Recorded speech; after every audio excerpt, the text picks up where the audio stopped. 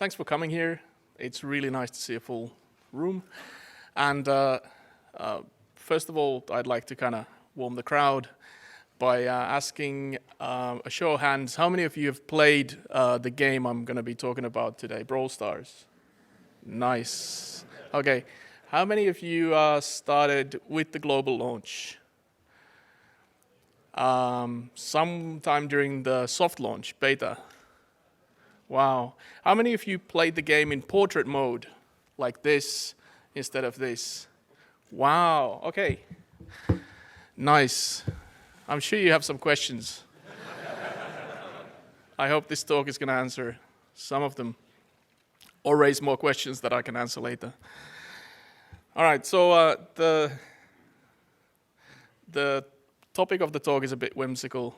So if you don't get it now, well, let's say if you don't get it after the talk, then I didn't do my job. But by core, I mean some core design element of the game. And the talk is about how we, during the soft launch, which went on for a long time, tried a lot of things, a lot of very fundamental changes in our game, and what the results were. But first, a little bit about me. I started at Supercell about 8 years ago. Worked on the very first browser-based MMO, and also have been working on various fun small projects, iterations, and experiments, prototypes. For example, this one. This is a world premiere for Forest Ranger, circa 2011. Just a quick 1 week prototype with one artist. And also after we pivoted to mobile games, I worked on the very first game that was killed by Supercell. RIP. It's appropriately in black and white. They're very morose, called Project Tower. After that, I worked on Heyday, Boom Beach, and early on in Clash Royale. And now for the last 2.5 years, I've been working on Brawl Stars. So today I'm going to be covering these topics. First of all, how we got into beta.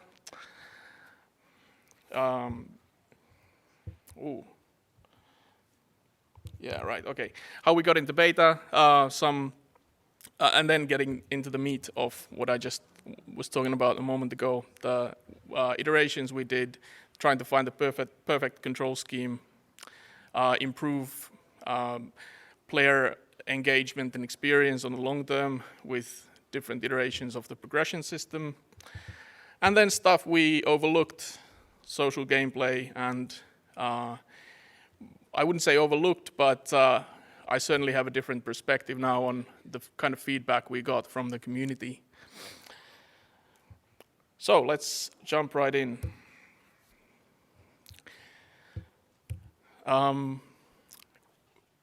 Back in 2015, there was a lot of excitement at Supercell about Clash Royale. The game wasn't going to be in beta for several months still, but the promise of a real-time multiplayer, at least two-player competitive game was definitely in the air, and we thought the world is ready for a game that quite a lot of us, a type of game on mobile that quite a lot of us like to play, and didn't exist yet. So after Clash Royale went to beta, this was proven, and we thought, okay, the market is ready as well, not just the technology. And but even before Clash Royale went to beta, we were prototyping with a small team on a multiplayer action shooter. And between 2016 and 2017, we had 3 internal milestones. We call them, or the target of these milestones is always a company playable Being a relatively small company, we have the advantage of getting, or potentially getting, everybody at the company playing our new game projects, getting a very wide variety of different backgrounds, from finance to legal to marketing to game teams, player support, engaged in our games, and giving feedback from their own perspectives. Also, this has been kind of a staple of Supercell game development for years now. We also tested with real players because for us the major worry was fast-paced controls on a mobile device or any kind of touchscreen device, and we wanted to see if our control scheme designs were actually usable by regular people. We were confident enough to soft launch the game on June 15th of 2017 in Canada and on iOS only. And we'll come back to this decision. Actually, we'll talk about it right now a little bit.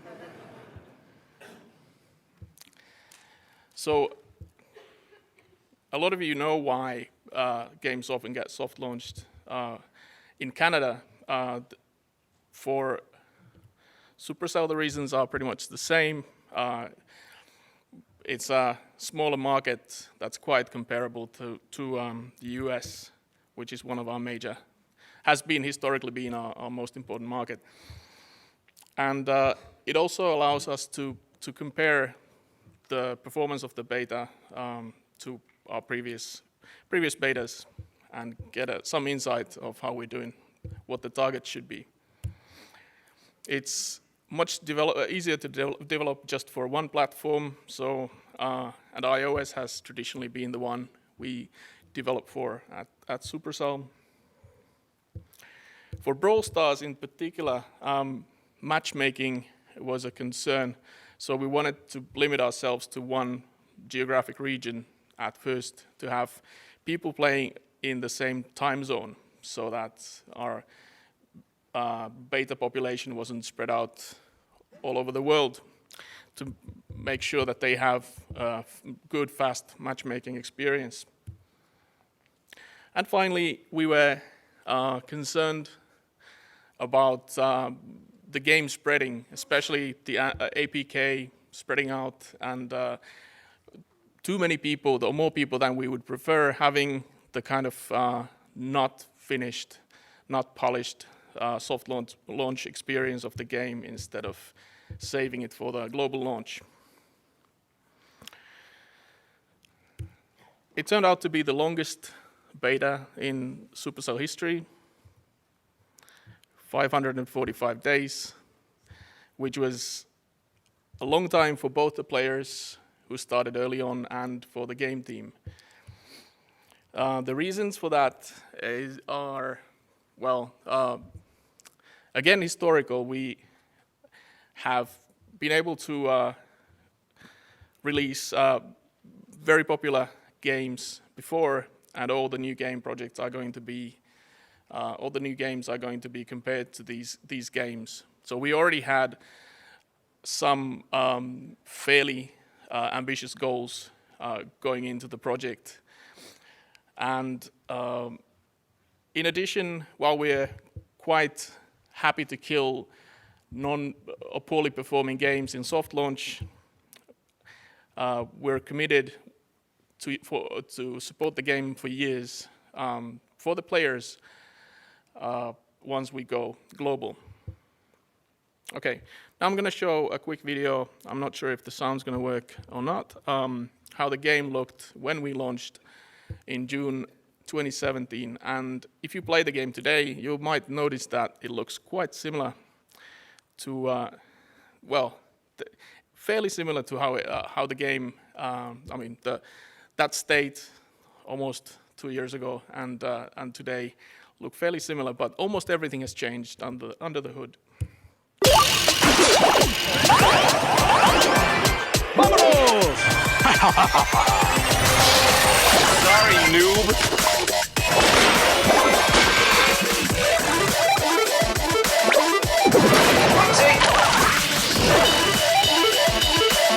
Angry Ball! Bling bling!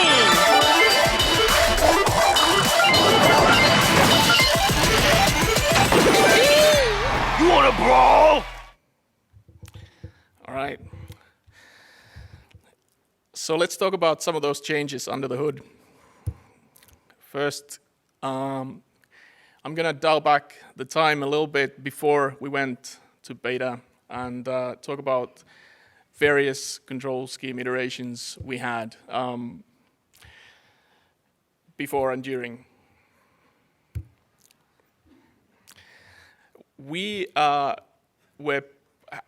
still pretty proud of how we've been able to innovate with touchscreen controls. In Heyday, in Clash Royale, in Clash of Clans even, we felt that we really raised the bar to how you, for the usability of touchscreen games. And we didn't want to go with the default option for an action shooter, which is dual joystick type of game. These games were out already, several of them, but basically none of the early team liked dual joystick controls. So that started a long process of prototyping, experimenting, with the main objective of trying to take some of the twitchiness, the fast-paced movement, and excessive tapping or control actions out of the game. This is one of the prototypes where the player actually only moves the character by tapping on the screen, and you can see a faint outline where that shows the range of the character's weapon. And once an opponent gets into range, the character will automatically fire. This was a fairly fun control scheme, but we thought we could do better and also felt like we should give the players more control. Also, there were always complaints about the slow-paced feeling or the kind of deliberate pace of the gameplay. Here's the following iteration. And in terms of the core combat, this is pretty much what ended up in the soft launch version. Even though you might notice the game looks fairly different, but that's a topic for a whole other talk. So in this iteration, you can see the little cursor moving around. The player taps where they want to move and swipes and releases to fire. And the place where they release is the targeting point of their attack. So now we moved from auto-attacking only to pure skill shots. And we thought this felt like a very good compromise. It didn't feel too hectic, and the controls were simple and reasonably easy to learn. Until we started user testing. This is from March 2017, and an actual user playing the game for the first time, having about to start their first game, and immediately we noticed something strange, or something that was different from the way we play the game. So in the team, we'd been playing the game by holding the device on one hand and then tapping with the index finger of the other to do the controls, execute the controls, movement, and firing. But this is not how people actually use their cell phones. So instead of pecking on the screen like an old person, our testers were using 2 thumbs, as if texting the regular way they use their phone, and also our ideas of deliberate and kind of low actions per minute gameplay went out the window. It turned out to be incredibly hectic, as you can see on the video. So the feedback from shooting wasn't sufficient to let the player know that this is all the actions they can take for the moment. So the testers and our co-workers alike reported feeling very overwhelmed by the combat because they felt like they had to do 250 actions per minute.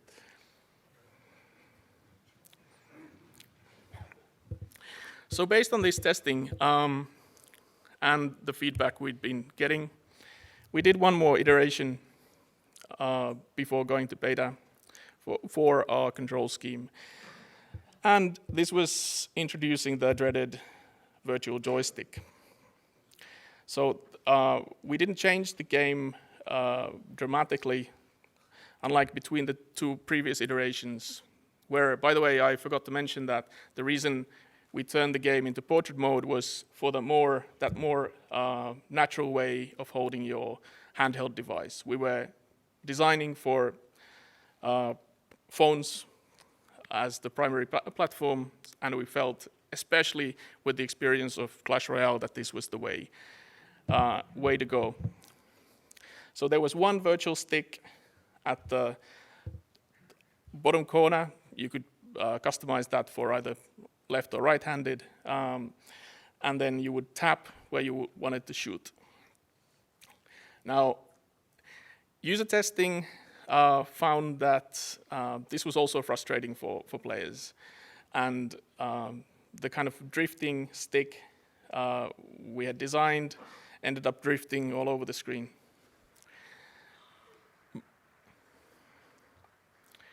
However, one thing we found from both the company playables, user testing, and our just playing with the team internally was that when you played together, when you were in the same room, you could put 3 absolute beginners in the same room and they would still have fun, even if they struggled with the controls. This guy is really enjoying himself after playing the game maybe about 10 or 15 minutes, and there's good communication going on, and there is a lot of laughter and overall a really nice gameplay experience. We'll come back to this later. Okay, so here are the 2 control modes we had to choose between.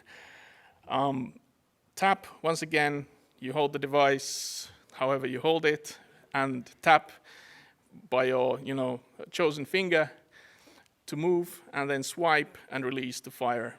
Whereas the joystick movement was basically holding the device on one hand, and then with the other hand free, you would tap where you want to shoot. The joystick would control your character. We can decide. The user testing was indecisive. Company playables, voting after our company playable gave us no clear winner. So we decided that let's let the players decide. We assigned all new players, decided to assign all new players in the beta with one of these 2 control models. However, even they couldn't decide. So looking at the retention, how long the players stick with the game, there was no clear winner between the 2 control models. That left us scratching our heads until our data scientist dug a bit deeper and found one clear difference. Players were switching more to the joystick controls from tap controls than vice versa. And that led us to eventually phase out the tap controls. They remained as an option in the menus, but everybody got joystick controls as the first choice. Now, there's a twist, and it's this.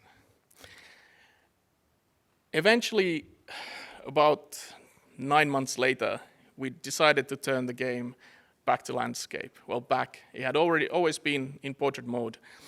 And this was more or less a natural progression from that single joystick. We had also already experimented with double joystick, even though we hadn't tested it. But on a portrait mode screen, you didn't really have room for your two thumbs to maneuver if the phone was in portrait mode. So with the popularity and eventual acceptance or victory of the single joystick, it just felt like a more natural method of controlling the game. Going to one joystick was basically opening the door for the two joysticks. And that required this quite big change. And of course, it had a huge impact on core gameplay. We had to teach players who'd been playing the game, some of them for 9 months, to relearn the shooting controls all over. We had to implement a whole new auto aim or quick fire feature where tapping the right joystick would shoot at the nearest opponent. And I'll come back to the fallout from this in the community feedback section. All right, so these are the different control mode iterations we made before and during the beta. Let's move on to progression. So when the game went to beta, oh, there's another pun. The upgrade system, well, the upgrade screen looked like this. So we had decided to go with an upgrade system as something for players to strive for, to give them meaningful progression from one session to the next, or 1 week to the next, when they'd been playing more and more. And our first iteration of this that actually went out to players was very much like an RPG game, where you had points to allocate to different character traits or attributes. Now, in a competitive game, this is risky because any kind of power progression means that you'll sometimes face players with more powerful characters than you. So we tried to walk a fine line here by keeping the power scaling very small compared to, for example, Clash Royale has, if you look at the very maximum of scaling you can have with common cards, it's about 200%. So we went on the very conservative side. And if you take into account the fact that you rarely face, due to matchmaking, have this maximum difference in any one match. Anyhow, it felt like a good compromise. And in fact, even though we were quite concerned about this choice, we had good results. So players weren't complaining about the game being played to win. Instead, the progression system, at least in the beginning, felt meaningful. This upgrade resource used for every kind of upgrade in the game was in loot boxes, and also added much needed content to the loot boxes, so that the box we gave the player at the end of every session, or at least the end of every day if you played actively, would contain something useful that would make you feel like you're getting ahead in the game. However, it wasn't very satisfying to get a single elixir bottle. Anybody remember this screen? Yeah. And in fact, even getting massive amounts of elixir didn't feel that great. There was a long-standing misconception among our players that getting 10 elixir cheated you out from getting a legendary character. So people felt really bad missing out on Spike and Crow, or so they thought, even though the drop rates were very, very different. But despite many attempts to communicate that, the rumor or the misconception just stuck. We saw that people weren't sticking around and assumed that a big part of the reason was that this progression system wasn't satisfying enough. And we also saw this from the community. A lot of complaints about getting duplicate brawlers, which was another thing back then, and small elixir drops that felt meaningless. So we decided to iterate the progression system. So 6 months into the beta, it looked completely different. And if you don't get what's going on there, I don't blame you. We addressed one issue that people had with the progression system, which was having difficulty deciding where to allocate the elixir, which characters to upgrade. You would always be second guessing which character is going to be nerfed in the coming update, which character is going to be buffed. Am I really going to enjoy playing with this guy? Because once you allocated your resource, it was gone. Well, it was permanently allocated with no chance of respecking. We took some of that difficulty of choice out while keeping the same amount of power scaling. So instead of a unified upgrade resource, we now had these pins, badges, medals, and crests, which were unique items for each character, improving one of their stats. And all of these were added to the loot boxes. So there was a lot more variety now that you could get when you opened a box at the end of the session. And there was even a chance of non-linear upgrades. So you might get lucky and pick up a crest for attack damage, for example, from just a random box.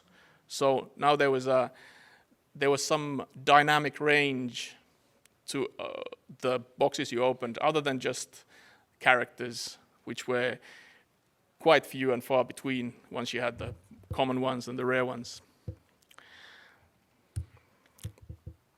In addition, we went a step further by adding a star power to each character, which actually changed the gameplay. So as you can see, maybe it's tiny text, but Shelly's star power gives her the ability to slow down enemies when she hits them with her super. There were some downsides to it. It made balancing between characters who do have the star power and don't have it a little bit more complicated. You had to take both into account, or just balance for the top level fully upgraded players, and also having the star powers in the game made the game a little bit harder to understand. You didn't know exactly what you were facing when you entered the game. You might be slowed down by Shelly's super or not. And also, the whole upgrade screen was really hard to explain for first-time players. It did its job, though. We were able to see a noticeable bump in longer-term retention. However, here comes the twist. We were going to have to redo the UI anyway when we went to landscape. And as a leap of faith, we decided to try something, well, tried and true. So only 3 months later, we released another progression system. Yeah, you can imagine how the players felt. Some of you felt it too. This second iteration during the beta had a upgrade or progression system that was quite similar to Clash Royale. So similarly to how cards are stacked until you can upgrade them, now we had, in Clash Royale, now we had power points that are character specific, and you use coins to enact the upgrade. There were some changes because of that. There was absolutely no choice anymore when it came to choosing which character trait to upgrade. You could only pick which character to actually finalize the upgrade for with coins. So to make up for this change, we introduced 10 different upgrade levels and increased the power scaling in order to make each level feel significant. So this was another kind of leap of faith to see, and we had to see how the community would react, but this was the least of the community's worries. The game still apparently felt fair, but even though this new interface was much nicer looking, and there was no more confusion about pins, badges, medals, crests, tokens, etc. We had really simplified everything. We couldn't improve metrics, and a bit later on I'll be talking about how the players felt about this.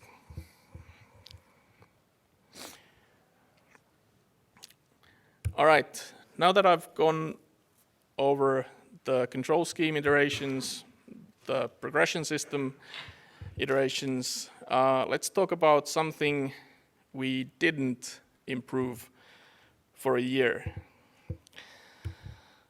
which is playing with friends. So, as I said before, we knew the game is fun when you play it with friends. That's the best gameplay experience. But actually playing with people you know together was quite difficult. We made you jump through quite a hoop. You either had to be face-to-face and input this 5-character code to enter your friend's game room, or you might get some people, semi-random people from your clan that we called bands back then, which are called clubs now. Yeah, iteration, right? So you had by far the most fun when you managed to play with your friends. And for example, our finance team is still playing together ever since the early beta, because they got into the habit of typing in the room code, even now that you don't actually always have to do that. They play together and have had amazing retention. You can't say the same for most players. Even though you get a competitive edge from playing with your friends, you can figure out the team composition that you want to play for a certain map, certain game mode. For most people ended up playing by themselves, just trusting the random matchmaking. And instead of focusing on some way to get your actual friends in the same room with you, we had this. We only enabled players to invite band members. And band members, typically they aren't in your close circle of friends, and basically anybody who happened to be online might join you. There was no in-game friends list, so if there was somebody that you played with, some random person, there was absolutely no way to connect with them afterwards, even if you wanted to. And finally, like I said earlier on, this was a very fateful decision for us to go with iOS only, because if you think about a game that is best played with friends, if you have an iOS device and your friend happens to have an Android device, you just can't play with them, and that's a hard stop, unless you get them to buy an iPhone or iPad just for Brawl Stars, and that's a hard sell. So word of mouth and the kind of excitement a fun multiplayer game can achieve was definitely dampened by going iOS only. And also, you can't really tell your friends to start playing a game if they can't play the game. All right, which kind of gets me to community feedback. So let's start by talking about the way we handle our community. Ever since the beginning of the beta, it's been centered on Reddit. Even though we have some social media presence and a YouTube channel, we actually direct people from inside the game to our Reddit with various in-game news posts. And we've had several thousand more or less active members on Reddit throughout the beta. And we also communicate with our community through our subreddit. In return, we get a lot of suggestions, complaints, and all kinds of cool stuff like fan art.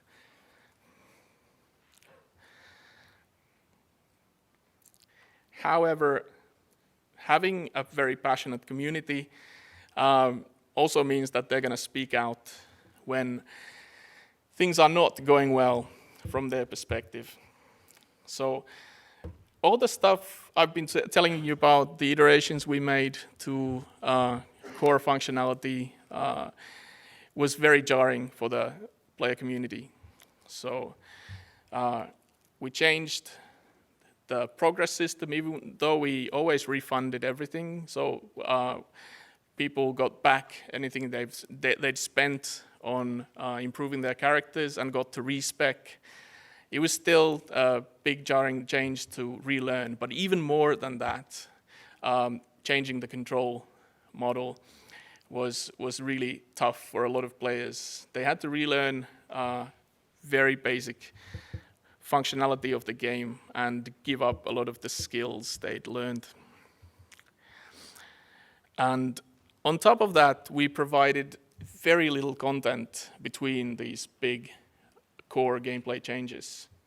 And the thinking was that we already know from the early beta that whenever we release something new, a new brawler, a new game mode, or something like that, that is exciting for players, it increases our metrics.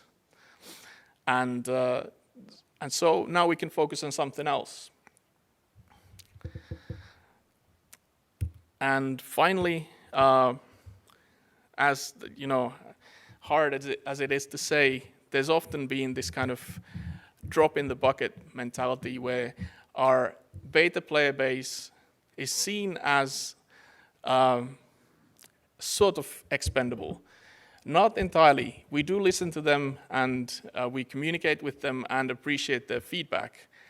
However, compared to the global player base, this is a very small amount of players. So we take the beta stage as a chance to make big changes and experiment. And After global launch, those kind of big changes would be very, very detrimental for the future of the game. So it's a sacrifice we've been willing to make. However, with an active, passionate, and angry community on Reddit, just 2 taps away from starting the game, where you can see, a new player can see a wall of, okay, this is not a wall of posts, but just a complaint about how the community sentiment was. As recently as a year ago. It's a really big warning sign for somebody who's starting a new game, checking out the community, what the game has to offer. And even our content creators were affected by the state of affairs. So YouTube content creators have been really important for us historically and currently, as people who drive in new players, who keep the current player base engaged, and overall sort of positive avatars to show what our games are at their most fun. Here's one of them. Karstime has been with us from the very beginning, and he's one of our most popular YouTubers. And okay, he looks like he's pretty sad at this point. But actually he's acting, because we did something different in May 2018. So this was a stage in the beta where even the game team was already very frustrated by the apparent lack of movement in metrics. We weren't able to improve the game sufficiently to feel confident that we could globally launch. And so after these major core gameplay changes, we decided to focus on something else. Okay, we'd now gotten all that stuff off the plate. Even the huge previous update had no significant impact on metrics. So instead, we released new characters, new game modes, and crucially, improved social gameplay.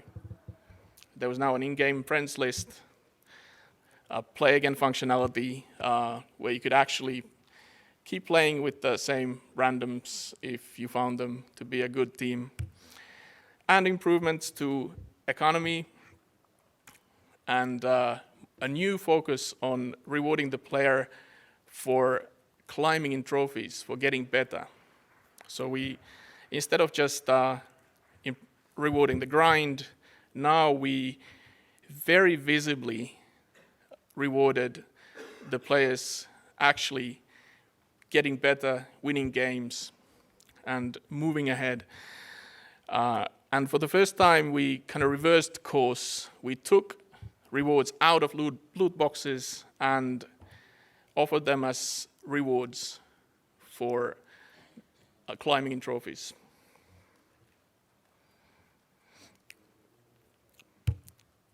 And then in June, okay, this is the same lonely spike in the desert photo I saw, pic I showed before, but actually it's a teaser for Brawl Stars Android launch.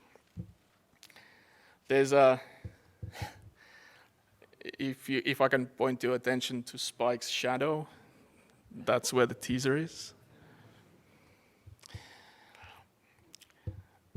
Ever since Brawl Stars went into beta, every YouTube video we'd posted, pretty much every YouTube video our influencers had posted, every Facebook post, pretty much every official Supercell Reddit post on the Brawl Stars subreddit had a bunch of, where's Android? Where's Android? Where's Android? That was the number one question every time. we had a lot of followers who didn't even themselves have an iOS device, but were either Supercell fans or just wanted to play the game, and were committed enough to come back and ask for the Android release for months and months and months. So this smashed down the wall between iOS players and their Android friends and Android-owning friends. And we actually still have organic growth ever since this update in some regions where we don't actually actively acquire new users. So it's quite amazing what a difference it makes when you allow people to play together. We were, for a while before, talking about how well this game could do in Asia. And so this was planned as a sort of 1-2 punch Hail Mary shot to see if Brawl Stars still had legs and could be viable. And yeah, took us a year. And what was the result after June 2018?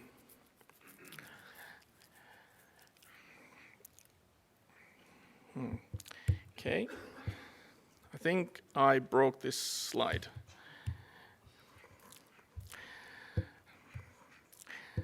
Here we go. So here's what happened.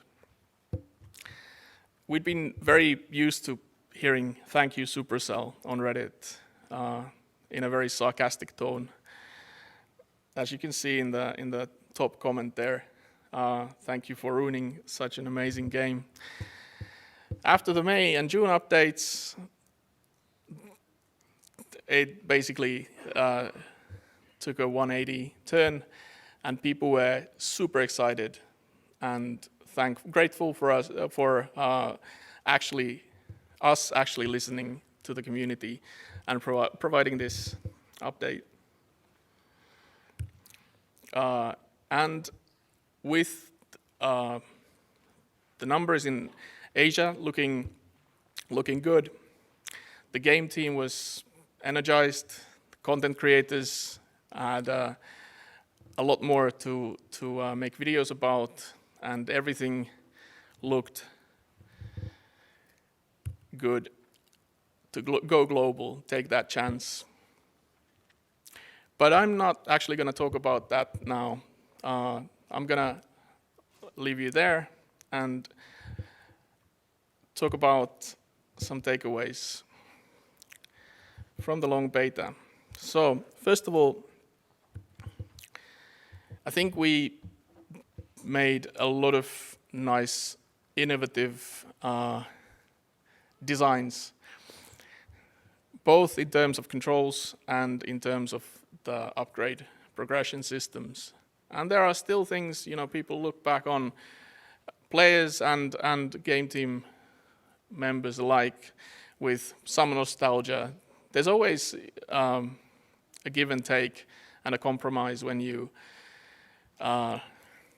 decide to iterate, and some of the innovations still feel close to heart and might have actually worked if if things turned out differently. However, you shouldn't be afraid to fall back on proven designs, as we did, both with the controls and the progression. Everybody in the team agrees that this is the best Brawl Stars we've had. The other thing is that looking at retention to try and gauge how much fun the players are having, how engaged they are, has its risks, because there's a lot of things that go to such a broad metric as retention. And like we experienced with the iterations we made, we weren't really able to make a big dent or big bump with the metrics at any point. The first metagame iteration was, upgrade progression iteration was probably the best we had. And now this might be raise a few questions, but at least for Supercell games, a lot of players know that they're playing a beta. So you have to be cognizant of that. So player behavior will change if they're unsure about where the game is going. If you don't release new characters, that might affect even new cohorts when they look back at, hey, what's this game like? A lot of players are very savvy and have been there before with soft launches, especially a lot of the more valuable players to you, the most likely to engage or monetize players. Then I talked about this. You should implement the most fun features of your game, the things that you know are the best game experience, and try to enhance them, and not just believe that, okay, we've proven this or we know this intrinsically and we can do something else first and try to bump other stuff first. These could be such important. The most important fun in your game might determine the overall game experience so much that it ends up masking other improvements you might make. Now, this is an assumption on my part, but I firmly believe that if we'd focused on social gameplay earlier, we might have been out of the beta much sooner, or at least confident that the game is going to fly much sooner. And then finally, often when you read posts by your community, it can seem that they're in an echo chamber, just shouting out the same thing and reacting to minor things that you already know or you feel like aren't the priority right now. And this does happen, but that doesn't mean that the community is always wrong. Actually, the community was quite right in our case. So it was a compass that constantly pointed towards Android, and it just took us a while to navigate there. That's my takeaways, but wait, there's more. Tomorrow, Frank is going to give a talk on that final push, well, including the May update, some of the team dynamics of how Supercell was able to push Brawl Stars out, and that final push towards global launch and beyond. So please go and check it out.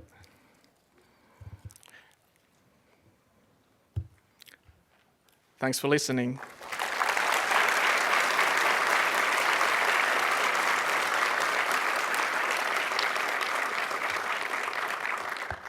All right, any questions? Yeah, could you go into the friends changes a little bit? I mean, you said you had room codes and went to friends list, but it was kind of like you went quick over that. Could you go into that in a little more detail?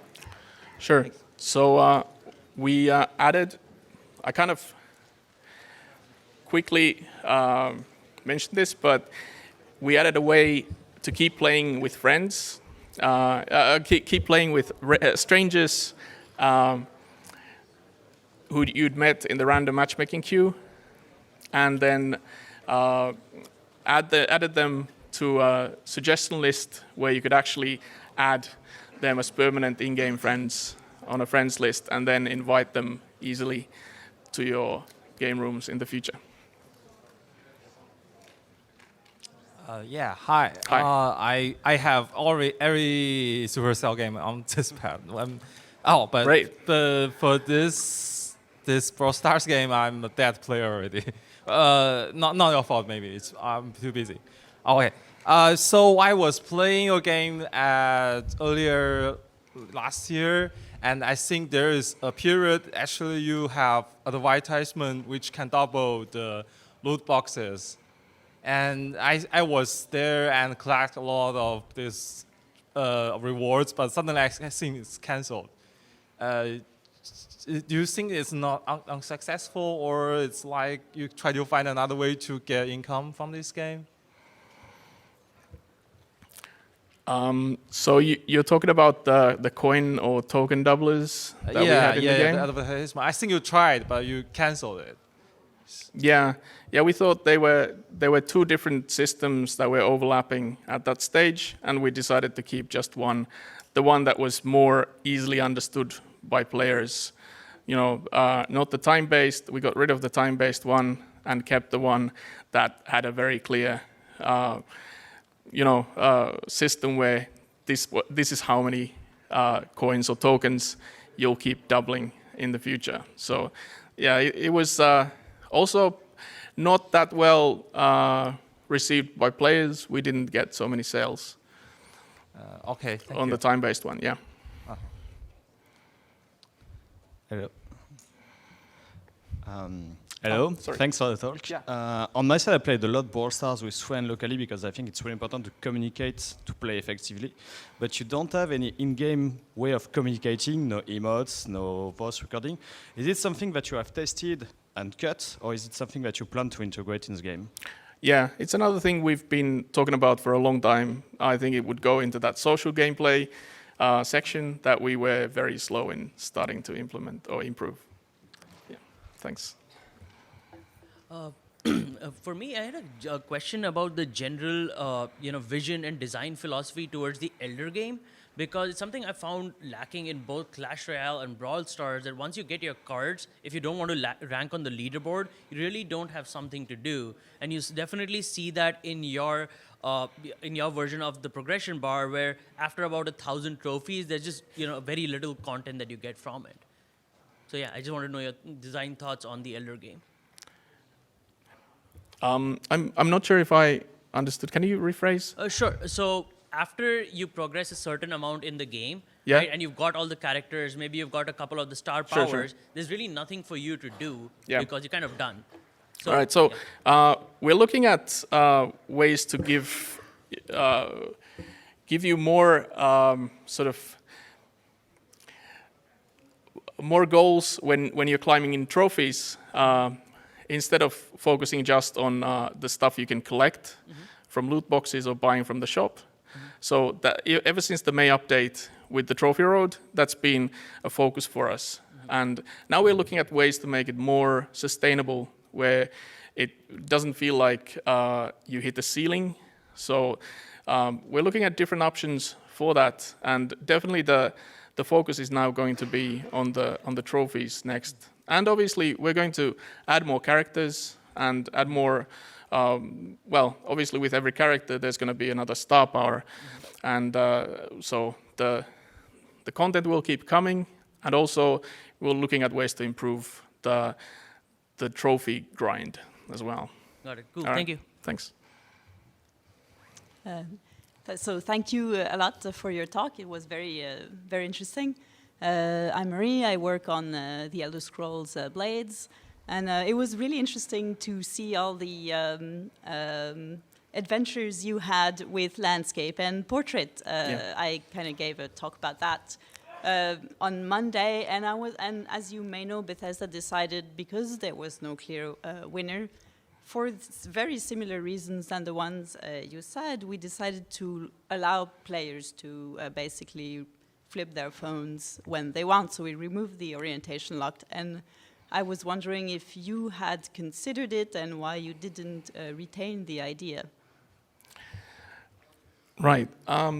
So for Brawl Stars being a competitive multiplayer game, it's really important that the players are on a level playing field. Yeah. And even now, we have to do some compromises when it comes to very wide aspect ratios, where some of the screen is covered. You don't have vision there. If we had both portrait and landscape at the same time, we would basically need to have a square in the middle and lose, most of the screen real estate to be able to make it fair and even for everyone. Makes a lot of sense. Yeah, Thank you. thanks. Hi, yeah, I had a question about your early internal playtesting and Yes. how many characters and modes you needed to put in there before internal playtesting started to be a lot more fun. You know, was probably a lot more than one, and so that's the question. Right. So we went to beta with 16 characters. I think the early, well, you saw actually the character selection screen there earlier on, and I could. But even before beta, cheat. internally. Yeah. So these are both internal playtests. Here, we had 6 characters in this playtest, and in this one we had. Let me just start it. Only 5. So, and this was the game mode in most of the playtests internally. We 5 or 6. only added a second game mode, I think, for the final internal playtest. Gotcha. And one clarification question. It sounded like you were saying that all of these changes to the meta and controls barely moved the metrics, and it was really the social changes That is moved everything. Yeah. Well, social we can only assume, because even after we improved the social gameplay, we didn't see a massive bump in the previous beta countries. So I don't know if we burned out our user base or what exactly happened there. But luckily we launched in Asia as well and got a fresh new place, especially in Singapore, where we had amazing numbers compared to before. So yeah, one of the progression iterations did give a nice bump in day 30 retention though. Okay. Yeah. Cool. Thank you. Hi. So, if I'm understanding your monetization and progression systems appropriately, it seems like a core part of it is unlocking new characters and then upgrading those characters, which seems to be a little bit at odds with, at least for new players, the gameplay of wanting to master a character, which for a skill-based game seems like it would be more of an element than games with the lower skill ceiling in the industry. Do you guys see that tension as a problem to be solved, something to improve, or are you happy with where it's at? So the question is about the amount of skill cap we built in, or The idea that some players are going to want to sort of master a character, play a right, smaller right, roster yeah, maining, versus yeah, unlocking okay. new ones. No, I got it. Thank you. One more question. Okay, so I'll try to answer this quickly and give one more. So we see this happening, and it's not the optimal way to play the game. Actually, you'll get a lot less rewards from and progression in the game if you do that. So we're hoping that the system where you share trophies, each character has individual trophies, and it's easier to progress early on with every new character. Eventually will drive people not to main a certain character or focus on a certain character, but try to play the game in a different way from maybe what they're used to, because the game itself has a wide variety of different events, and you should learn to play at least, 4 or 5 archetypes of character to be able to be competitive and play in a team game. Hope that answers your question. Yeah, I have more, but I'm going to take Okay, it. thank you. Yeah, hi. Hi. Great talk today. And Thanks. we already know that you have a soft launch for a long time for these Yeah. games.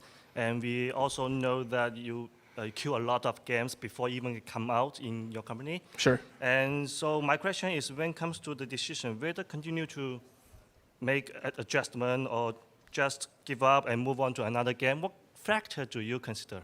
So into before making- going into beta, it's the team decides if they feel like the game has a chance.